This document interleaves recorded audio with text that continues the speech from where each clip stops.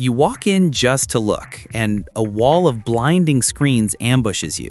55-inch 4K, $399, this weekend only. You picture the perfect night until you get it home. The panel is feather light, the stand groans, motion smears, and your friend texts, "Did you buy the reject unit?" Because the truth is ugly. Most Black Friday TVs are gutted versions, recycled hardware, and half-baked firmware wearing fresh stickers. And 2026 is the peak. Cheap up front, expensive later, stuffed with useless AI picture buzzwords. So in this review, we tear apart the hype and reveal which TVs are worth buying and which are engineered to fail. Let's start with the crowd pleaser, the Hisense U8K. On paper, it's everything marketing promised 10 years ago. Mini LED brightness that could tan your plan houses, a 144Hz gaming mode, Dolby Vision, HDR10+, and a price that makes OLED owners suspicious. The first time you turn it on, the screen explodes with light. White so bright you squint, colors that look boosted like an Instagram filter. For movies and daytime sports, it's thrilling. But then the lights dim and subtitles start glowing like tiny UFOs. That's blooming, the unavoidable side effect of cramming thousands of LEDs behind one panel. It's the TV equivalent of shouting, "I'm high-end," while tripping over its own halo. Gamers love the low input lag, around 10 milliseconds, but motion blur shows up when the camera pans too fast, and that plastic remote feels allergic to quality. Yet, for under $800, it's the one mid-range model that doesn't feel like punishment. If you find it under $700 during the sale, it's the definition of good enough. If not, wait, Hisense panels shine brightest when their price drops darkest. Slide one shelf over and meet the TCL QM8, QM850G, the brand's current attempt to dethrone everyone above it. The ads brag about over 3,000 nits of brightness, and they're not lying. This thing can light a room like a small furnace. It's perfect for bright living spaces, less perfect for your retinas at midnight. TCL packed in VRR, ALLM, and enough processing to make gamers grin. The problem? Software. Google TV on this model moves like an old phone after a long update. Boot times stretch, ads slide into menus, and firmware bugs make volume controls lag. A friend who bought it during the early fall sale told me he loved the picture but hated the weight. It's like owning a Ferrari with Windows 95. Still, in pure visual performance, the QM8 stands toe-to-toe with TVs twice the price. Just remember, only 2 HDMI 2.1 ports. Plug in a PS5, an Xbox, and a soundbar, and you're already out of slots. Now, step into calmer waters, the X90L. It doesn't try to blind you or show off specs in neon font. Instead, it plays the adult card. Color accuracy, reflection handling, and overall sanity. Out of the box, faces look human, not radioactive. Sony's processor quietly fixes tone mapping without turning every scene into a demo reel. PS5 owners get auto HDR tuning, and that's genuinely useful. The catch? Input lag around 18 milliseconds. Fine for single player, slightly sluggish for esports. And of course, the price. You'll pay several hundred more for that Sony logo.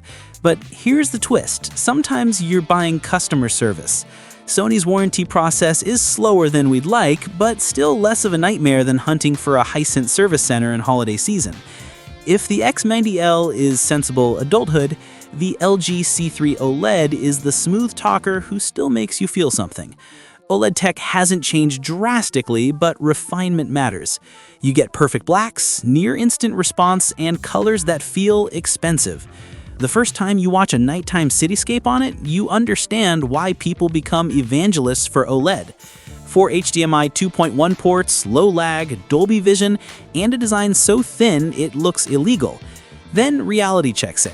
Peak brightness around 900 nits means daylight fights it back. Leave CNN on too long and you'll start thinking about burn-in, even if it never happens. LG compensates with logo dimming, but anxiety has no firmware fix. Still, for movie lovers or gamers who crave that buttery motion clarity, the C3 is the sweet spot. Not cheap, but fair.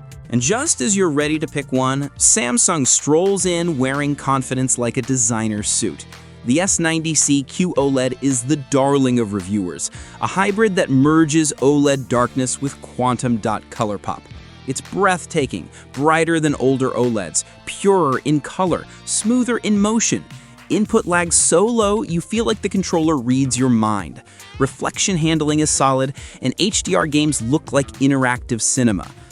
But Samsung, being Samsung, there's always one line in the fine print that feels personal. Still no Dolby Vision. It's 2026, and they're holding that line like a political stance. Netflix shows mastered in Dolby Vision simply look dimmer.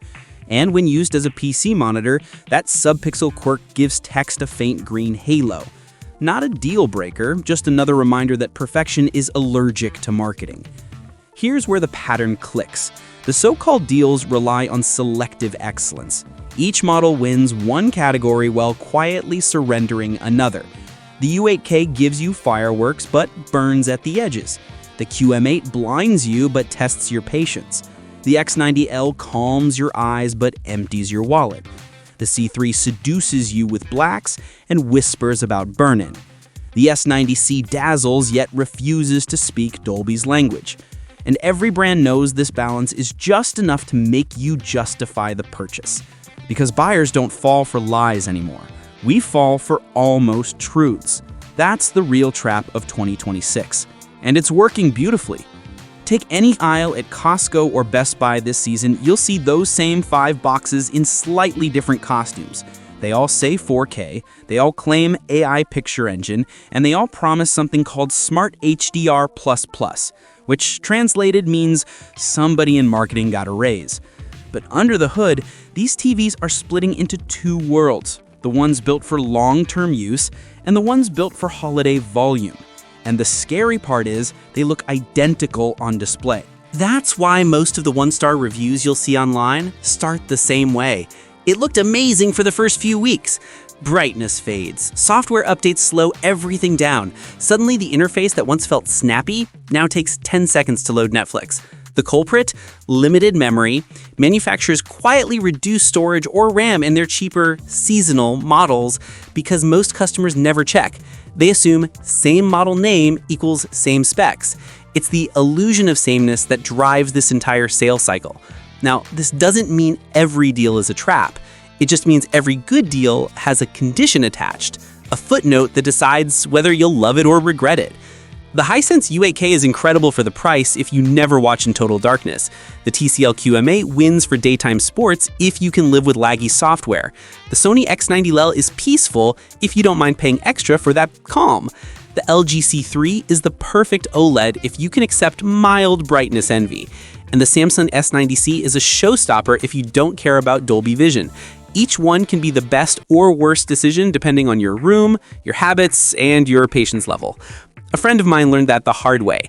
He bought a doorbuster 55-inch LED that bragged about 120 Hz motion rate. He assumed that meant a native 120 Hz panel. It wasn't. The real refresh rate was 60 Hz. The rest was marketing motion smoothing. A week later, he returned it after watching the Super Bowl replay look like a slideshow. The salesman shrugged and said, "That's what you get for the price." That line right there, that's the unofficial motto of every bad deal. And you know what's worse? Most people blame themselves. They think they didn't set the picture correctly, or maybe they bought the wrong version. But the truth is, companies design these confusions on purpose. They thrive on half-educated optimism, the hope that you'll assume everything with HDR must look cinematic. They know you'll spend more time comparing screen sizes than checking how many HDMI 2.1 ports it actually has. It's not deception, it's selective transparency. Let's talk longevity. Every year, manufacturers quietly reduce panel durability to hit energy standards and cost targets. Thinner backplates, lighter bezels, cheaper plastics. They shave $5 per unit across millions of units and pocket millions in margin. That's why the same TV that looked solid in 2019 now bends slightly when you lift it. And you feel it, that faint hollow sound when you knock the side. It's not your imagination, it's planned compromise. Now here's the thing nobody says during these sales. Most mid-range mini LEDs like the U8K and QM8 can actually outperform OLEDs in brightness, but they also age faster if you push them. Running them at full brightness for months shortens their lifespan. Meanwhile, OLEDs like the C3 or S90C last longer if you use them gently. Lower brightness, no static logos. So ironically, the brighter your TV glows in the showroom, the shorter it may live in your living room. Some reviewers talk specs. We talk experience because that's what separates value from regret. I've seen buyers return a perfect picture TV because they couldn't stand its startup delay. I've seen others defend glitchy firmware just because it looked premium. What matters isn't which TV wins the benchmark war, it's which one stays out of your way. And if you're waiting for that one magical model that has it all, here's the truth. It doesn't exist under $2,000. Under $1,000, you'll always trade something: brightness, speed, or future-proofing. The trick isn't avoiding trade-offs, it's picking the ones you can live with. Bright living room? Choose mini LED and forgive blooming.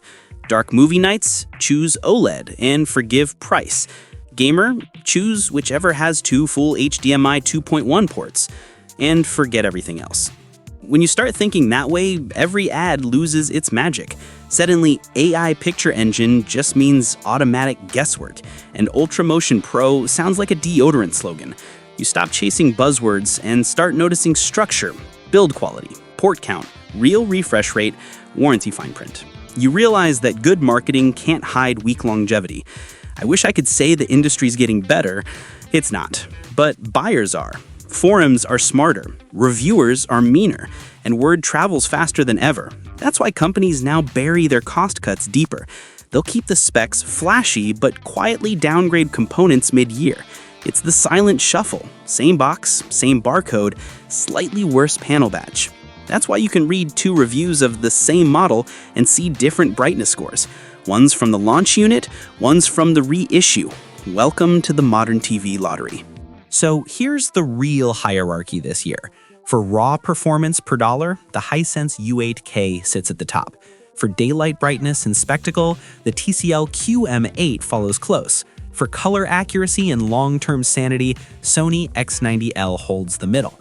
For cinematic immersion, LG C3 still owns the night.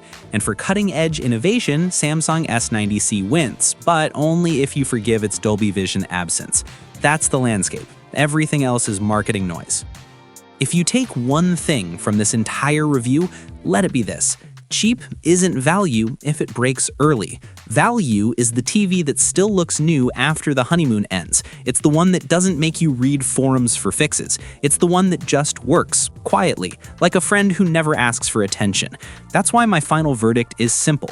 Buy when the price drop meets your patience level, not your impulse. Don't chase the lowest number, chase the highest lifespan. The best deal is the one you'll still love next Black Friday when everyone else is back in line, because in the end, picture quality fades, trends move on.